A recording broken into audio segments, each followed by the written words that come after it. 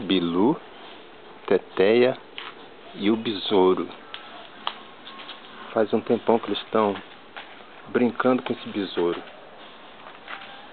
Eu, no começo, quando eu vi, fiquei com pena do besouro, mas faz parte da cadeia alimentar desse animal. Ele é um predador e roedores e insetos, pássaros, pequenos peixes. Ele caça e pega e mata e come. É da natureza do bicho. Vamos lá, olha o besouro.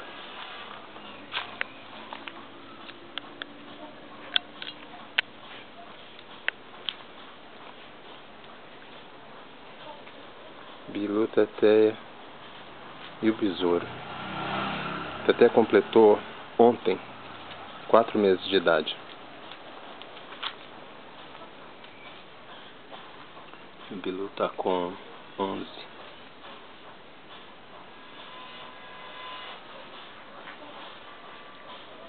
Aí, vamos brincar com o bicho até ele não mexer mais a patinha.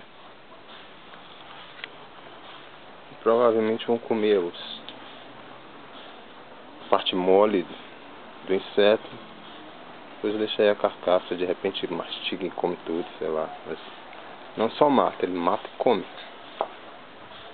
Mas antes de matar, brinca. Vai matando o bicho devagarzinho.